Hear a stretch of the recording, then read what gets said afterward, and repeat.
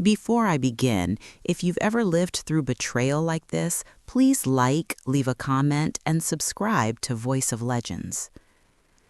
I never imagined my life would be measured in court dates and silence, in the weight of papers handed across a polished table while a stranger asked me to summarize 15 years of marriage in a few flat sentences.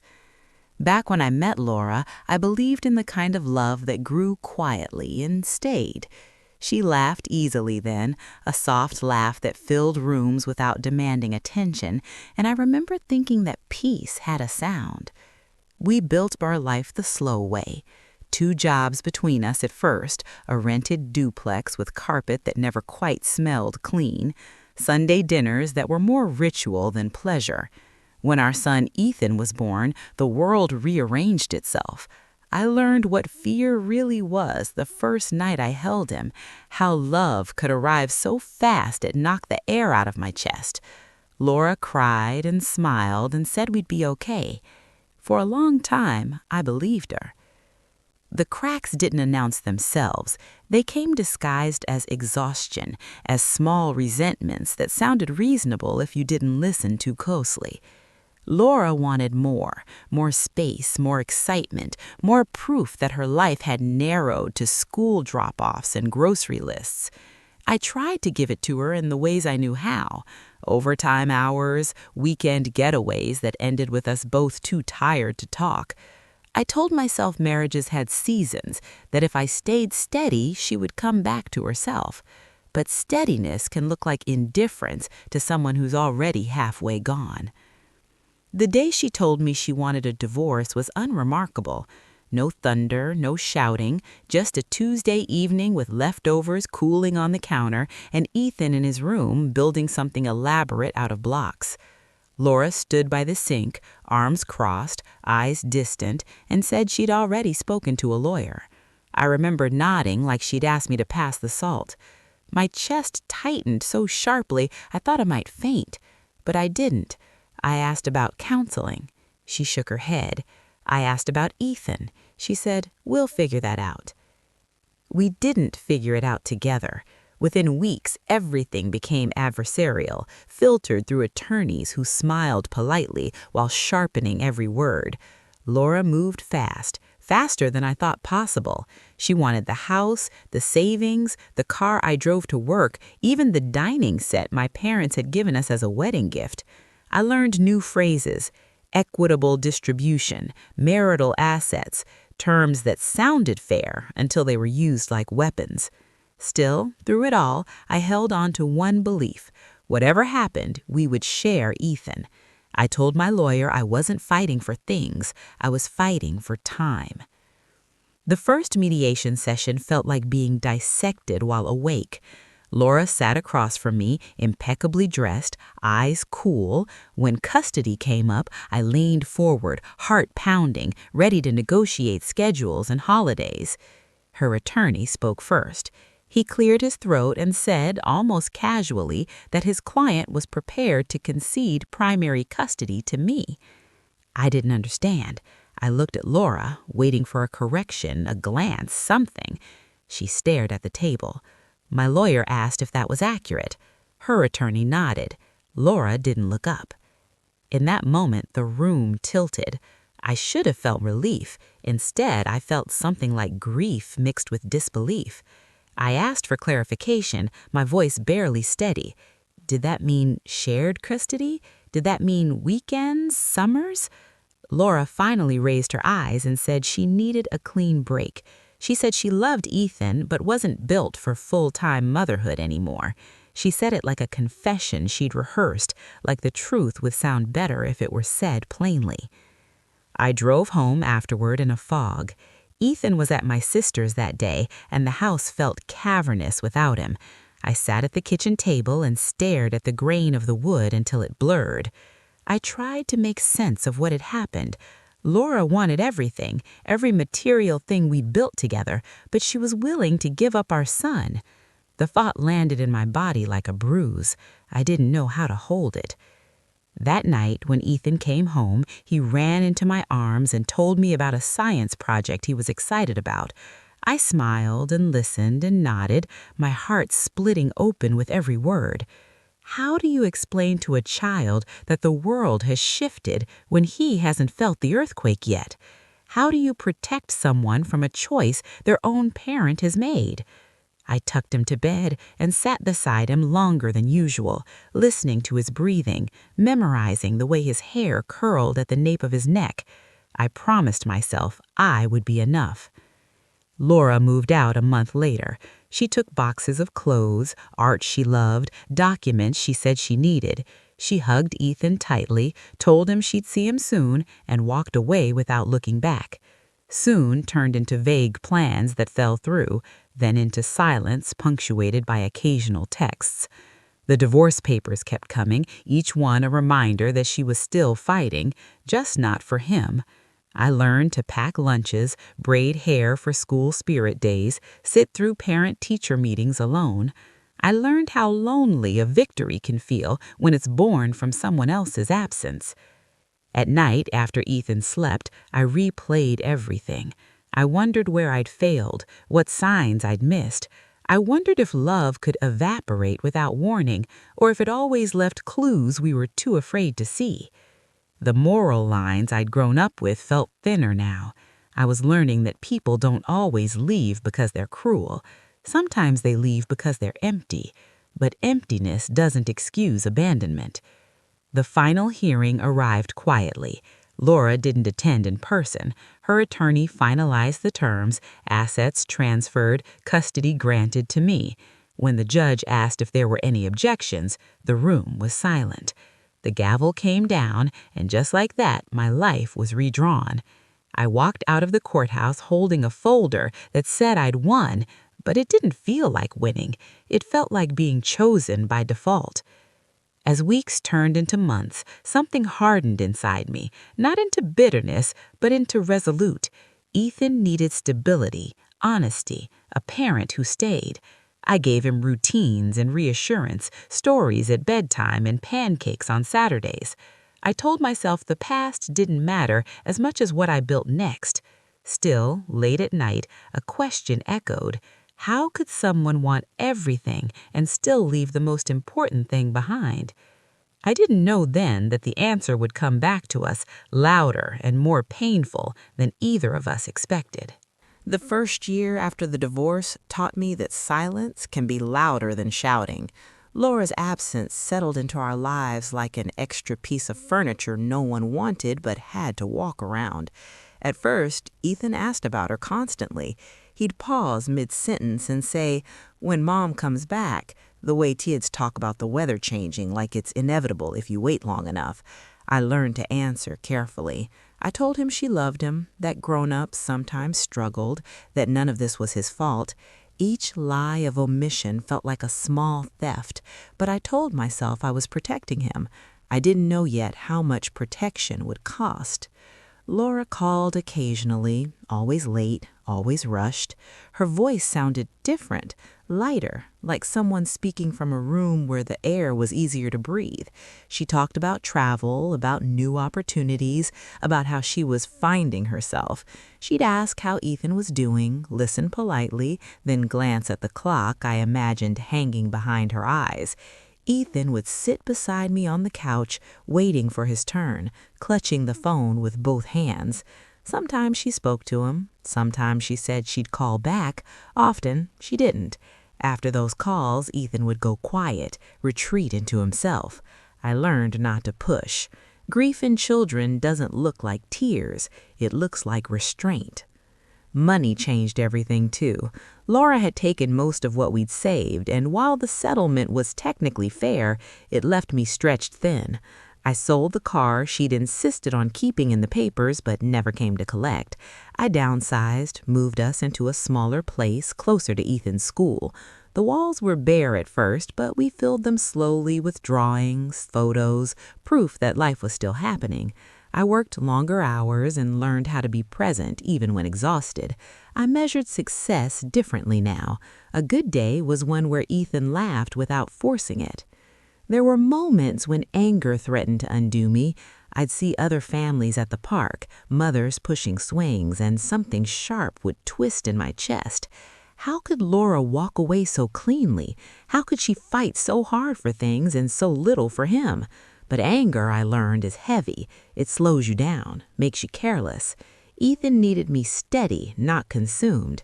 So I found quieter ways to release it, long walks at night, writing letters I never sent, forgiving myself for the resentment I couldn't yet forgive her for inspiring. The call came one afternoon I almost didn't answer, an unfamiliar number buzzing while I was making dinner. Laura's voice sounded strained this time, stripped of her usual brightness. She said she was coming back to town. She said she wanted to see Ethan, not just for lunch or an hour, but really see him. My first instinct was suspicion, then fear. I asked why now. She hesitated, then said life hadn't turned out the way she expected. That sentence alone carried more weight than any apology. I didn't tell Ethan right away. I needed time to think, to decide what boundaries looked like when the other person hadn't respected any before. When I finally told him, his reaction startled me. He didn't jump up or smile. He just nodded and said, "Okay." That night I heard him crying softly in his room, the kind of cry meant not to be heard. I sat outside his door until it stopped, wondering if reopening this door would hurt him more than keeping it closed. Laura showed up looking smaller somehow, older. She hugged Ethan too tightly, tears streaking her face, telling him how much she'd missed him. He stood stiff at first, then relaxed, patting her back the way you comfort someone who's upset.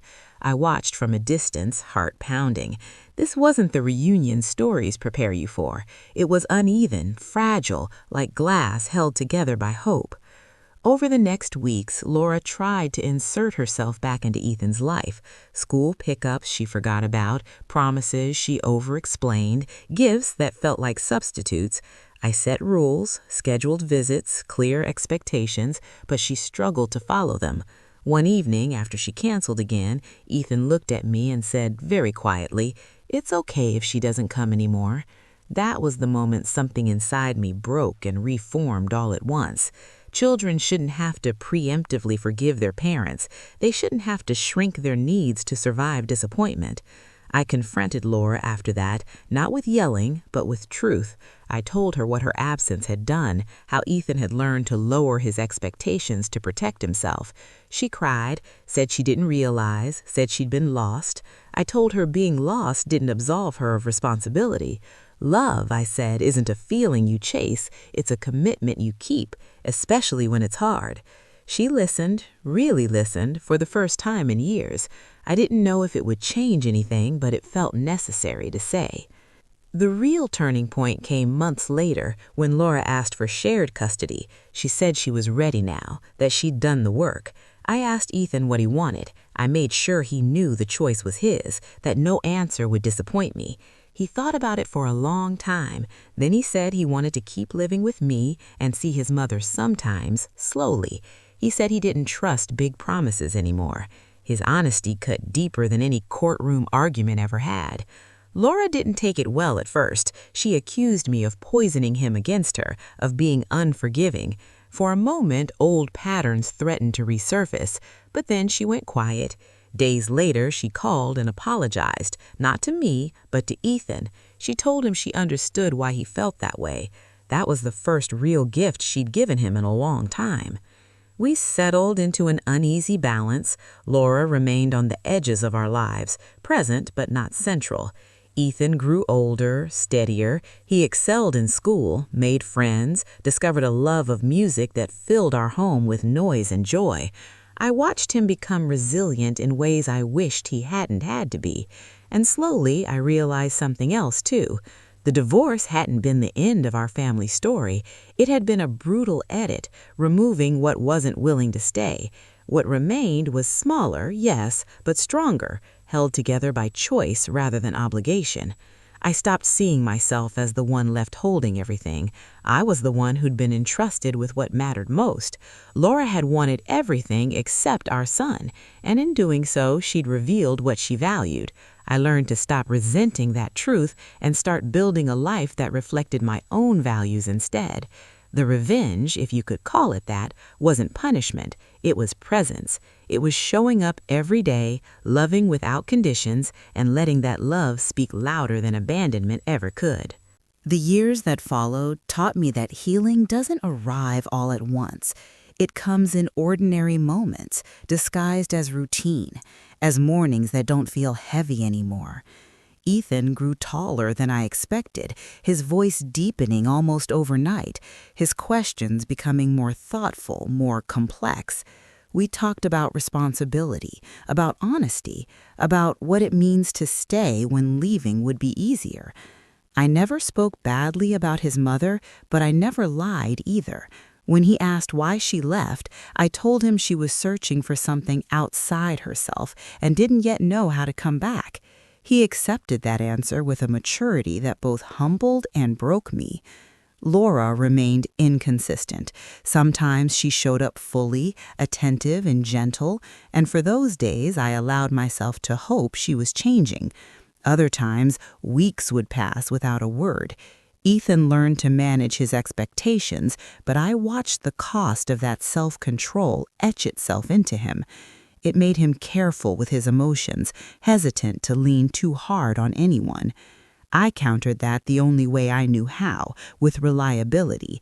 If I said I'd be there, I was. If I promised something, I followed through. Trust, I learned, is rebuilt not through grand gestures, but through repetition.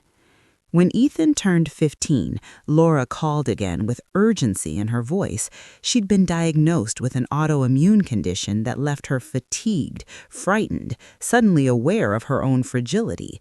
She wanted to spend more time with Ethan while she still could. The phrasing unsettled me. I asked what she meant. She said she didn't know how bad it would get. I listened, compassion wrestling with caution. Illness doesn't erase history, but it does complicate it. I talked to Ethan before agreeing to anything. He listened quietly, then asked one question. Does she want me, or does she want to feel better about herself? I didn't have an answer. No parent should have to ask their child to be the bigger person. But I also knew shutting the door completely might leave Ethan with regrets later. We agreed on visits, supervised at first, then gradually less so, always with his comfort as the measure. Seeing Laura sick changed Ethan. It softened something in him, replaced some of the guardedness with empathy. He helped her with groceries, listened when she talked about fear. But he didn't forget. He never forgot. One afternoon after a visit, he said, "I can care about her without trusting her." I realized then that he'd learned a lesson many adults never do, that boundaries are not cruelty, they are self-respect.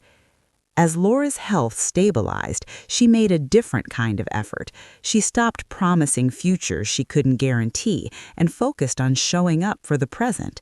She came to Ethan's school concert and sat quietly in the back. She didn't push for recognition or forgiveness.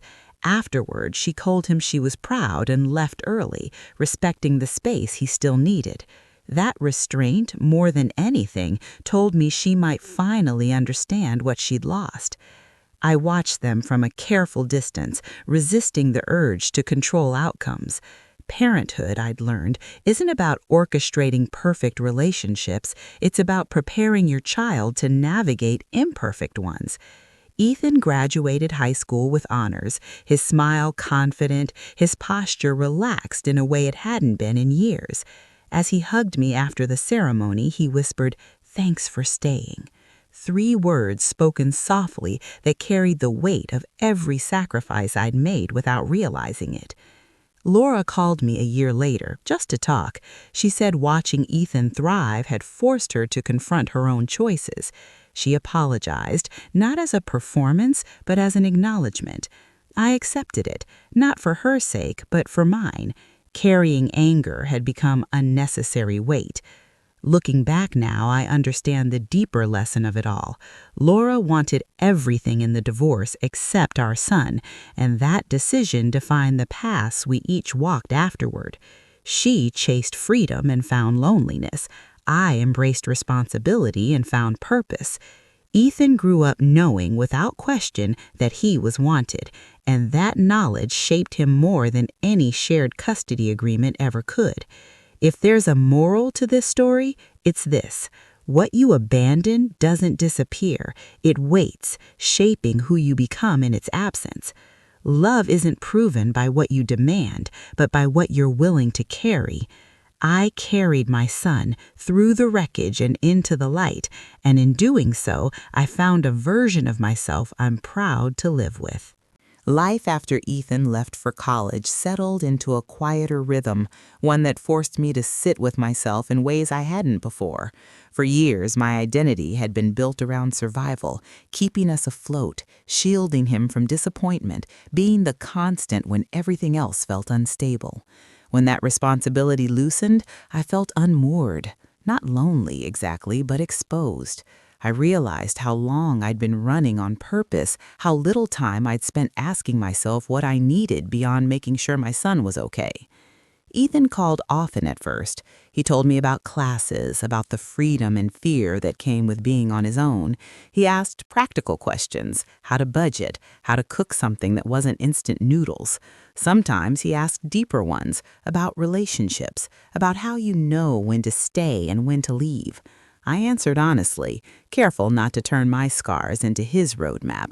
I told him love should feel steady, not like something you have to chase. I told him effort matters more than words. He listened in that thoughtful way he always had, and I knew he was forming his own conclusions. Laura's presence remained sporadic but more respectful now. She no longer tried to reclaim time she hadn't earned. Instead, she accepted what Ethan offered and seemed grateful for it. I noticed she spoke less about herself and more about him, his achievements, his happiness. It struck me that growth sometimes arrives late, after the damage is done, and all you can do is minimize what comes next. I didn't resent her for that anymore. Regret had carved enough lines into her face that punishment felt redundant. I started doing things just for me. Small things at first, joining a weekend hiking group, taking a woodworking class I'd always postponed. I learned the quiet satisfaction of creating something with my hands, of watching raw material become useful through patience and care. There was a metaphor there I didn't miss. Some evenings I sat on the porch and let memories come without pushing them away. The early years of my marriage, the night Ethan was born, the moment in the courtroom when everything changed. I saw them now without the sharp edges they once had. Time hadn't erased them, but it had softened their grip. One afternoon, Laura asked to meet for coffee. I considered saying no out of habit, then realized I didn't need to protect myself the way I once had. We sat across from each other, older, quieter. She thanked me for raising Ethan, for not turning him against her, for giving him stability when she couldn't. Her voice shook when she said she used to think freedom meant having no obligations. She said she understood now that freedom without responsibility was just another kind of emptiness. I listened, not to validate her, but to witness her owning her truth.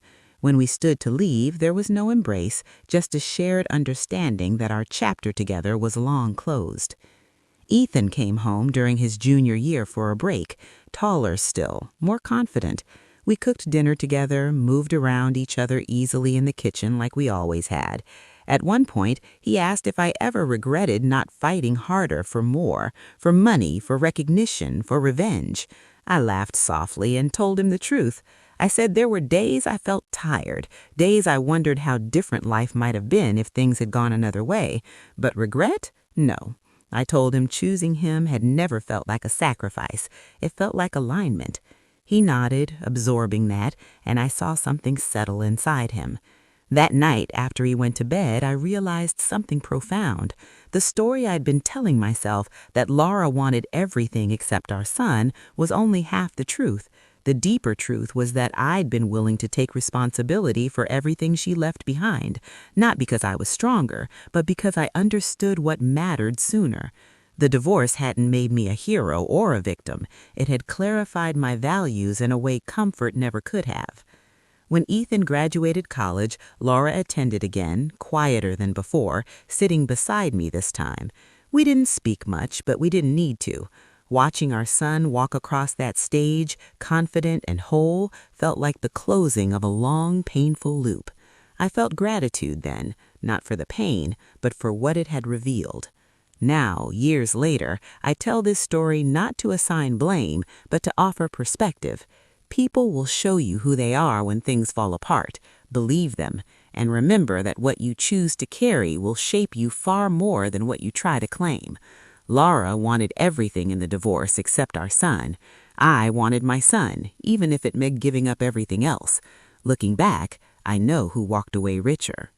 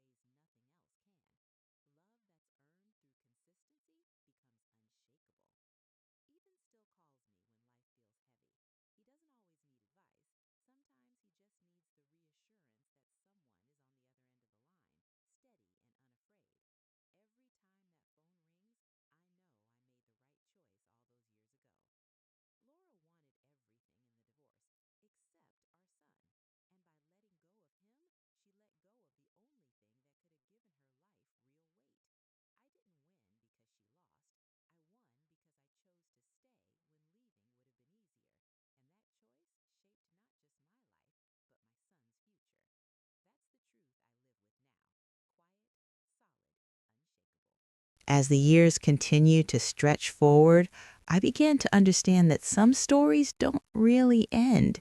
They just change shape. Ethan built his own routines, his own responsibilities, and I watched from a respectful distance as he learned how to balance ambition with rest, independence with connection. When he invited me to dinner at his apartment for the first time, cooking a meal from scratch, I felt a quiet pride that had nothing to do with achievement and everything to do with character. He hadn't just learned how to live, he learned how to care. I noticed how people responded to him. Friends trusted him, colleagues leaned on him. He had a steadiness that drew others in, a calm confidence that didn't need to prove itself. Once, over coffee, he told me his boss had asked how he stayed so grounded under pressure. Ethan shrugged and said, "I grew up knowing someone always had my back." Hearing that, I excused myself to the bathroom and let the tears come, not because I was sad, but because I finally allowed myself to feel the full weight of what staying had accomplished. Laura's health fluctuated over those years. Some months she was energetic and hopeful. Other times she pulled back, conserving what little strength she had. Ethan visited her on his terms, never out of guilt, never out of obligation.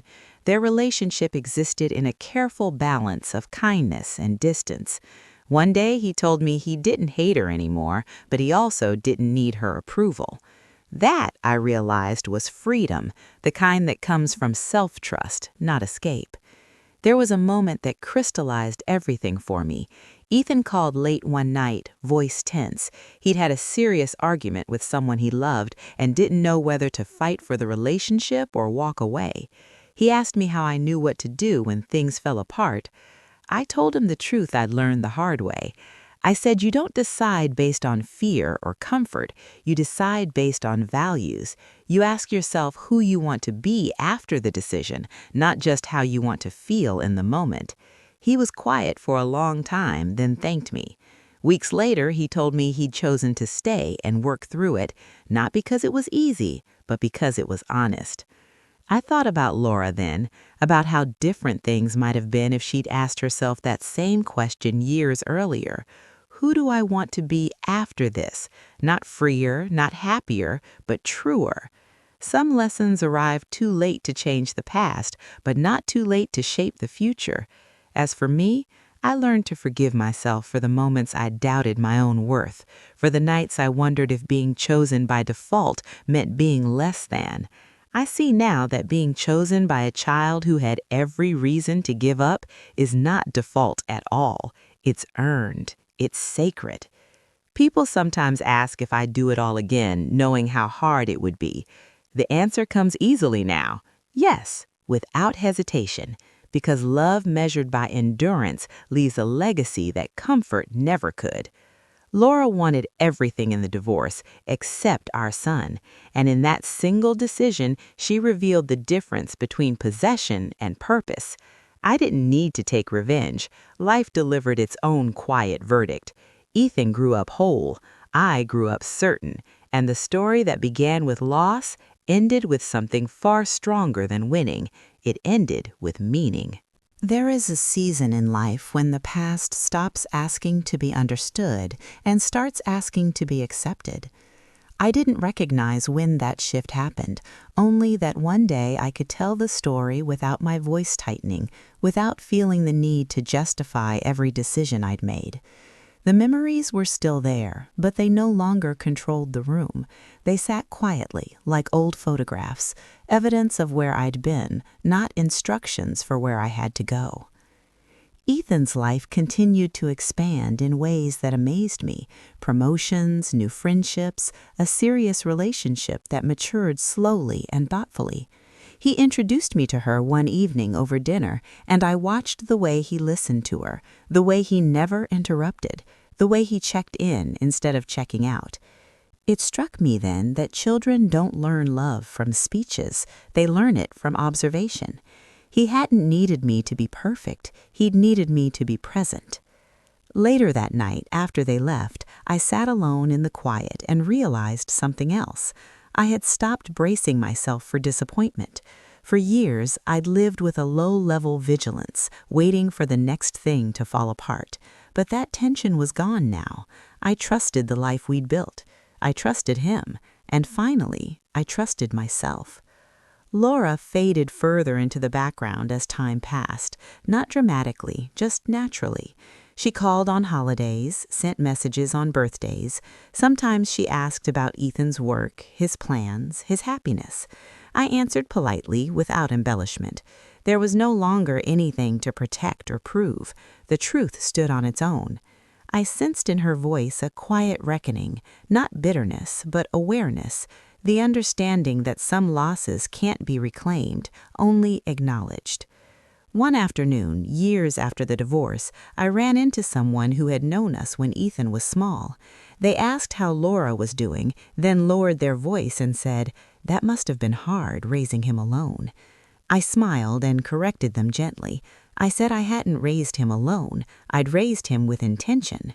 There's a difference. One implies absence, the other implies choice. That distinction matters. Too many people confuse sacrifice with loss. But what I gave up, comfort, ease, the illusion of fairness, I traded it for something far more durable.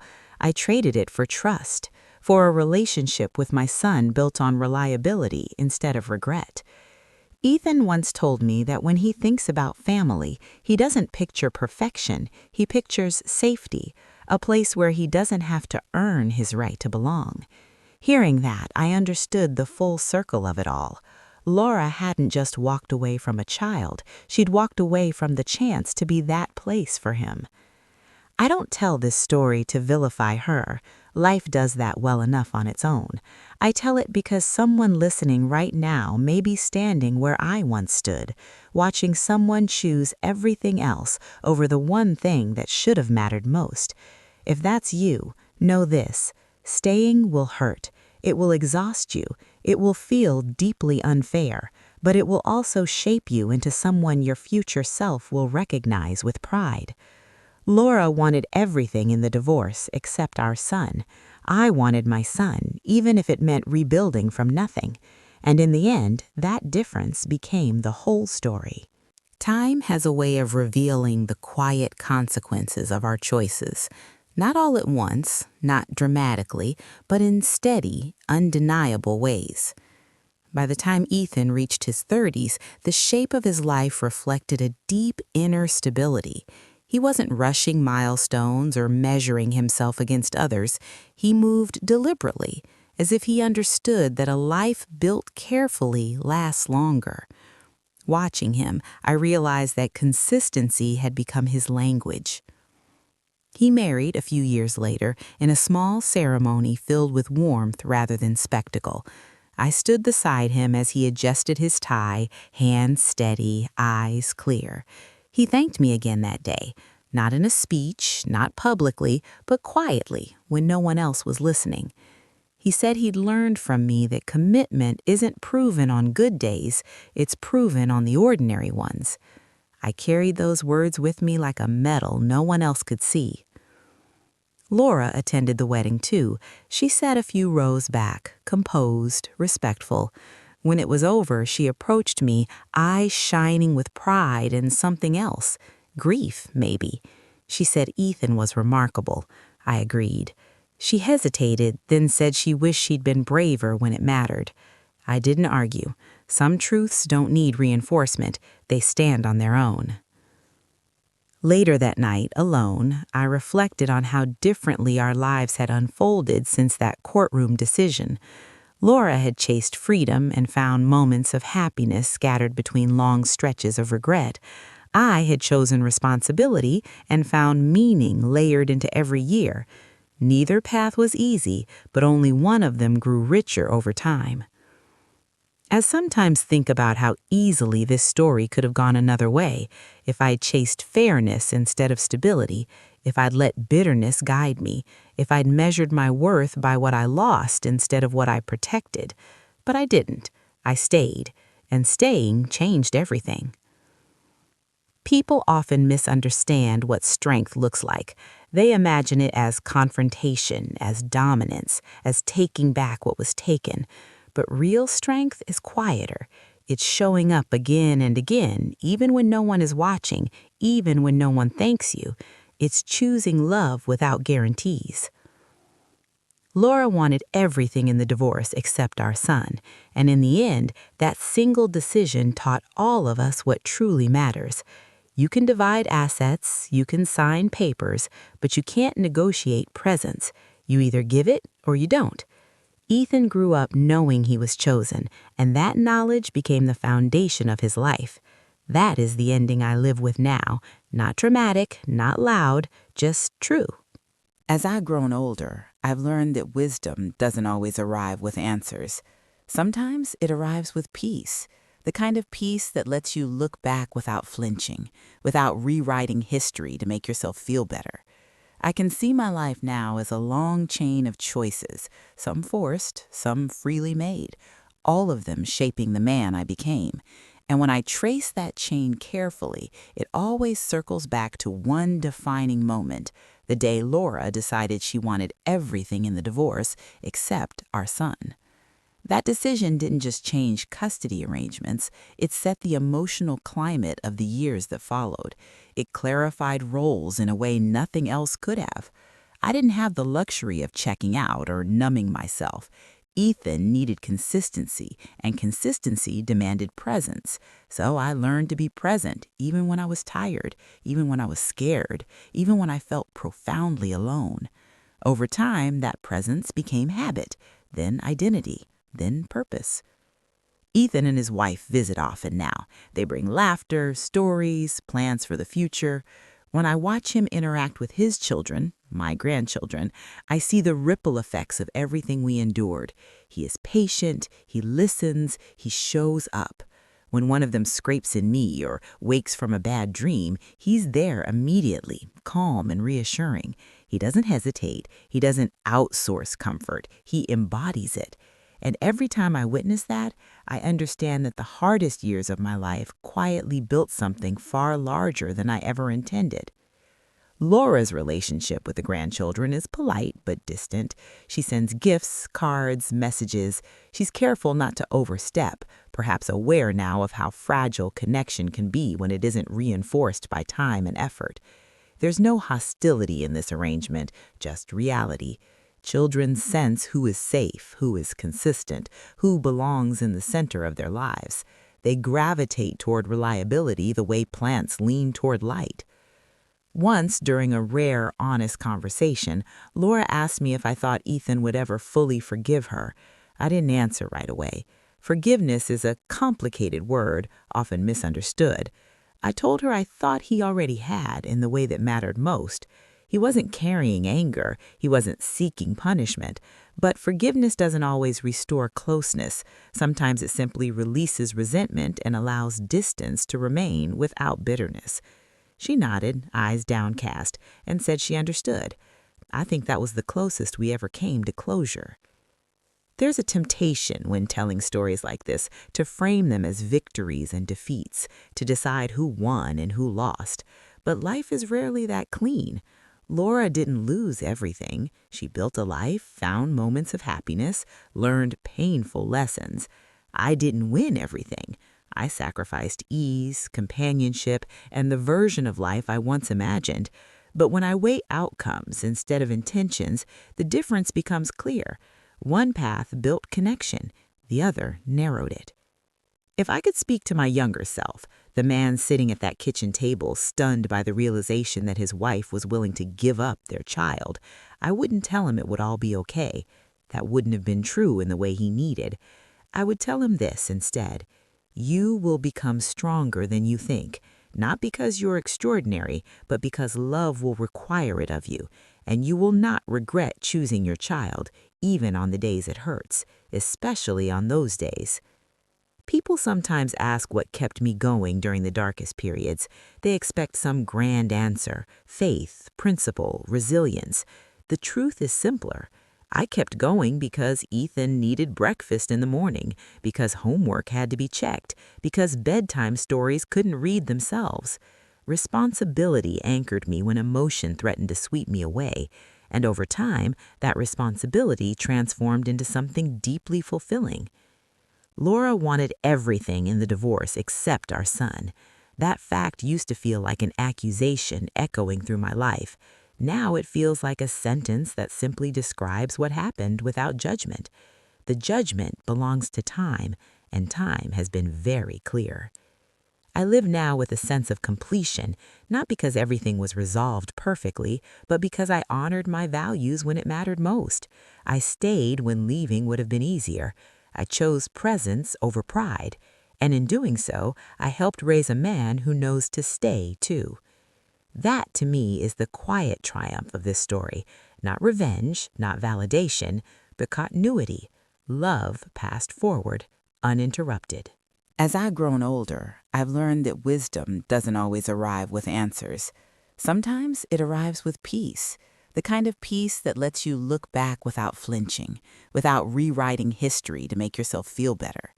I can see my life now as a long chain of choices, some forced, some freely made, all of them shaping the man I became. And when I trace that chain carefully, it always circles back to one defining moment, the day Laura decided she wanted everything in the divorce except our son. That decision didn't just change custody arrangements, it set the emotional climate of the years that followed. It clarified roles in a way nothing else could have. I didn't have the luxury of checking out or numbing myself. Ethan needed consistency, and consistency demanded presence. So I learned to be present, even when I was tired, even when I was scared, even when I felt profoundly alone. Over time, that presence became habit, then identity, then purpose. Ethan and his wife visit often now. They bring laughter, stories, plans for the future. When I watch him interact with his children, my grandchildren, I see the ripple effects of everything we endured. He is patient, he listens, he shows up. When one of them scrapes a knee or wakes from a bad dream, he's there immediately, calm and reassuring. He doesn't hesitate, he doesn't outsource comfort, he embodies it. And every time I witness that, I understand that the hardest years of my life quietly built something far larger than I ever intended. Laura's relationship with the grandchildren is polite but distant. She sends gifts, cards, messages. She's careful not to overstep, perhaps aware now of how fragile connection can be when it isn't reinforced by time and effort. There's no hostility in this arrangement, just reality. Children sense who is safe, who is consistent, who belongs in the center of their lives. They gravitate toward reliability the way plants lean toward light. Once, during a rare, honest conversation, Laura asked me if I thought Ethan would ever fully forgive her. I didn't answer right away. Forgiveness is a complicated word, often misunderstood. I told her I thought he already had in the way that mattered most. He wasn't carrying anger, he wasn't seeking punishment, but forgiveness doesn't always restore closeness. Sometimes it simply releases resentment and allows distance to remain without bitterness. She nodded, eyes downcast, and said she understood. I think that was the closest we ever came to closure. There's a temptation when telling stories like this to frame them as victories and defeats, to decide who won and who lost. But life is rarely that clean. Laura didn't lose everything. She built a life, found moments of happiness, learned painful lessons. I didn't win everything. I sacrificed ease, companionship, and the version of life I once imagined.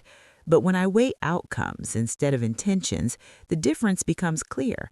One path built connection, the other narrowed it.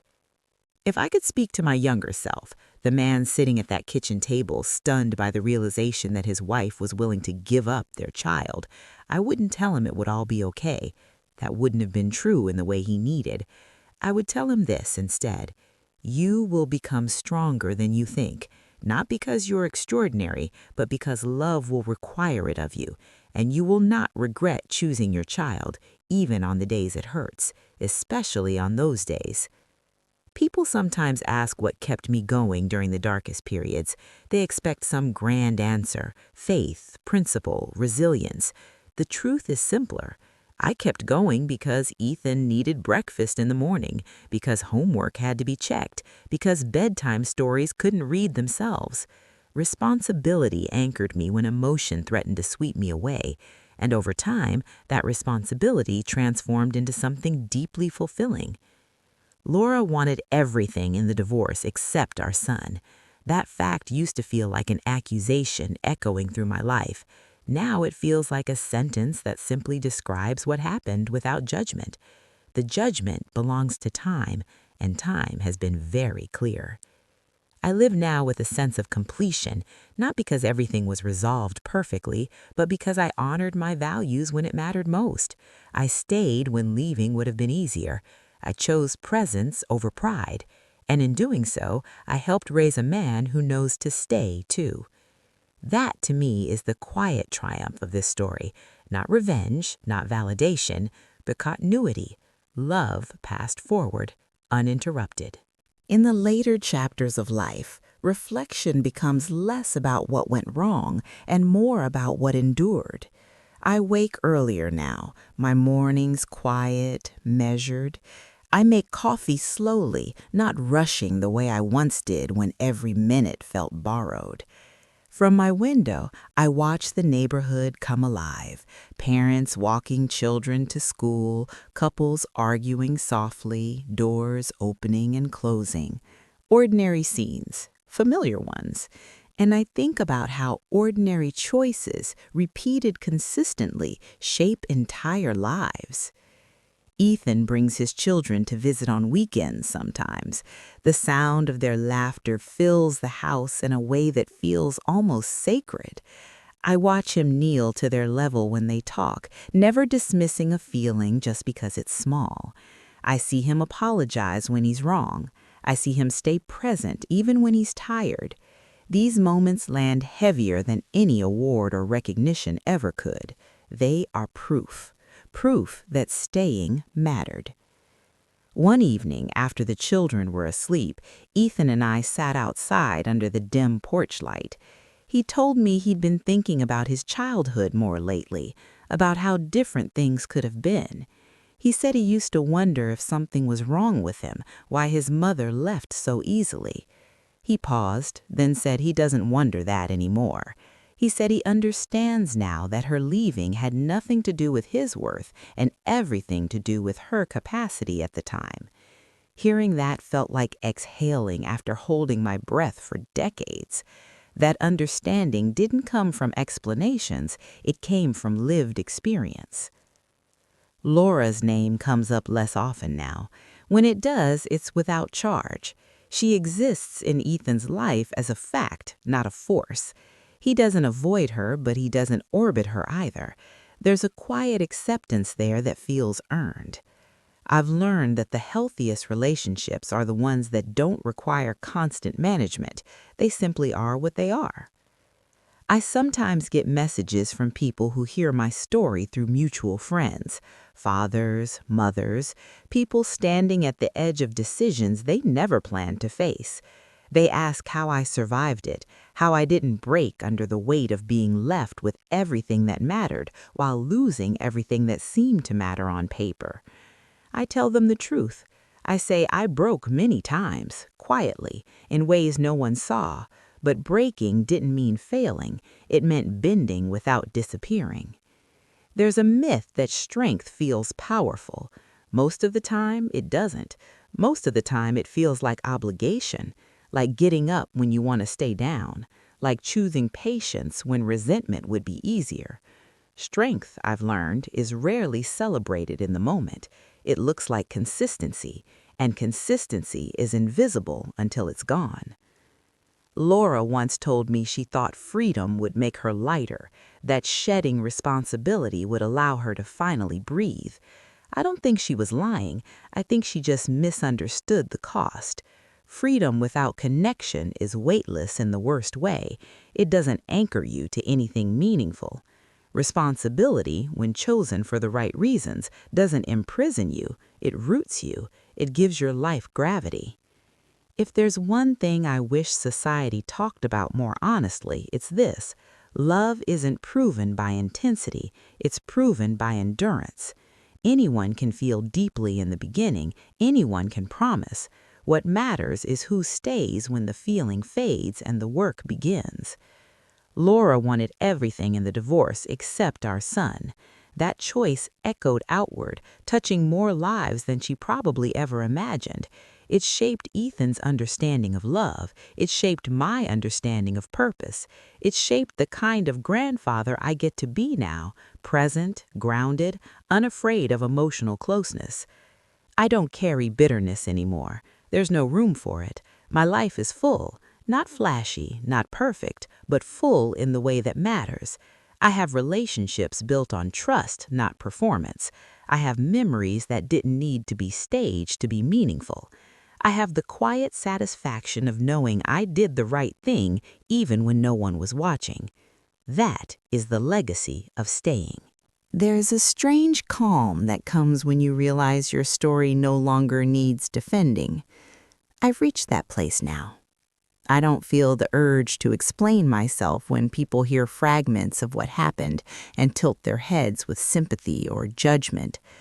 I don't correct their assumptions unless it matters. Most of the time, it doesn't. The truth of my life is not something I need others to validate anymore. It stands on its own. In quieter moments, I reflect on how close I came to becoming someone else entirely, a bitter man, a resentful man, a man who mistook fairness for fulfillment. That path was always there, tempting me on my worst days, but every time I looked at Ethan, confused, hopeful, hurting, I knew which direction I had to walk. Not because I was noble, but because I was needed. Purpose has a way of clarifying things that philosophy never can. Ethan once asked me, not long ago, if I ever felt like I missed out on something by choosing the life I did. I told him the honest answer. I said there were versions of life I never lived, marriages that didn't fail, partnerships that felt easier, years that might have been lighter. But I also told him that every choice closes some doors so others can open, and the doors that opened for me led to him, to the man he became, to the family he built. I wouldn't trade that for any alternate version of happiness. Watching my grandchildren grow has given me a new lens on the past. They don't know the details of the divorce. They don't need to. What they know is that I am here, that when they visit, I listen, that I remember their favorite snacks, their fears, their stories. Presence creates memory.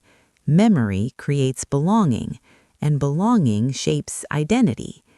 This is how cycles are broken, not with speeches, but with consistency. Laura's life has continued on its own quiet trajectory.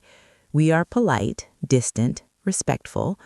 There's no unresolved tension between us now, only the understanding that we made different choices when it mattered most. I don't need her to regret anything anymore. Regret is its own teacher. What mattered was what came next, and what came next for me was a life anchored in responsibility, meaning, and connection. I've come to believe that the most painful betrayals often carry the clearest lessons. Laura wanted everything in the divorce except our son. That truth shattered my assumptions about love, fairness, and partnership. But it also stripped away illusion. It showed me exactly where to place my energy, exactly what deserved protection, exactly who I needed to be. If someone listening to this is walking through a similar fire right now, if you feel abandoned, overwhelmed, chosen last, hear this clearly.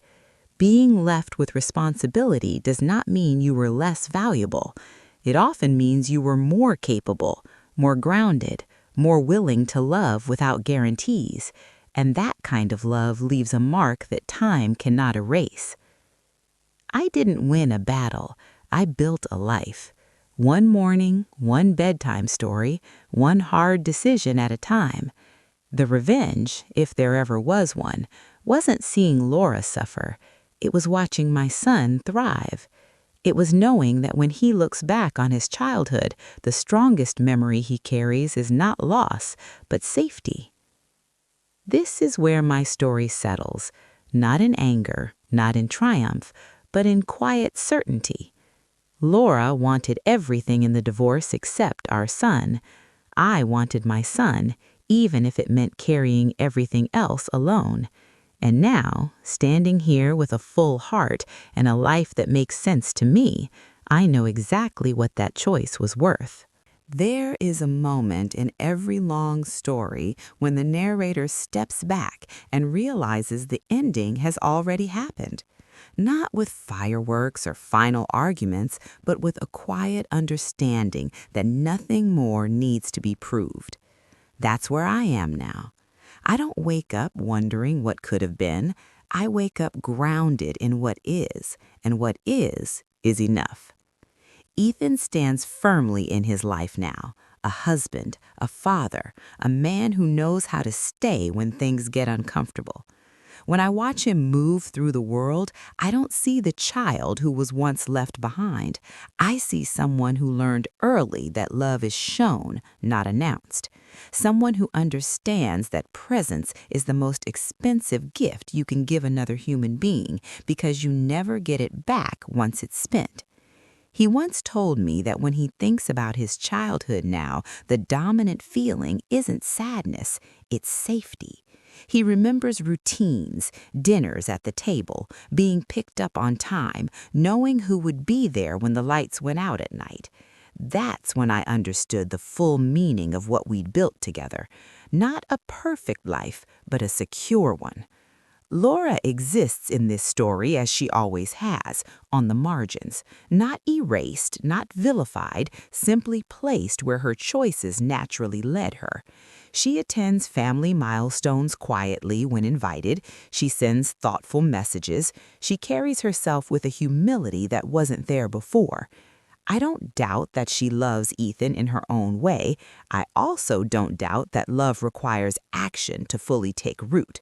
That truth no longer angers me, it simply is. I've stopped measuring my life against anyone else's timeline or definition of success. I don't need dramatic vindication or public acknowledgement. The evidence is in the everyday moments, the way my grandchildren run to me without hesitation, the way Ethan seeks my counsel without fear, the way my home feels lived in rather than staged. If I'm honest, the hardest part of this journey wasn't being left. It was accepting that someone I loved could walk away from something so precious and still continue living. That reality forced me to let go of the illusion that fairness governs human behavior. It doesn't. Values do. And when values diverge, separation is inevitable. Laura wanted everything in the divorce except our son. That sentence once carried so much weight it felt like it might crush me. Now it reads like a simple statement of fact, one that explains everything without needing interpretation. She chose a path centered on herself. I chose a path centered on responsibility. Time did the rest. I've learned that family revenge stories aren't always about retribution. Sometimes they're about restraint, about choosing not to become hardened, about refusing to let someone else's abandonment define your capacity to love. My revenge wasn't watching Laura struggle, it was refusing to let her decision diminish the life Ethan deserved. If there's one message I hope lingers with you after hearing this, it's this. When someone walks away from responsibility, they're not freeing themselves, they're narrowing their world. When you stay, even when it's heavy, even when it feels unfair, you're expanding yours in ways you won't understand until much later. I didn't become extraordinary through this experience, I became intentional, and that made all the difference. Now, when I sit in the quiet, I don't replay the courtroom or the arguments or the shock of that first realization. I think about small hands in mine, about bedtime stories, about long talks over coffee, about watching a boy become a man who knows how to love without running. That is how this story ends, not with bitterness, not with victory speeches, but with continuity, with love carried forward, with the certainty that when it mattered most, I chose to stay, and that choice shaped everything that came after.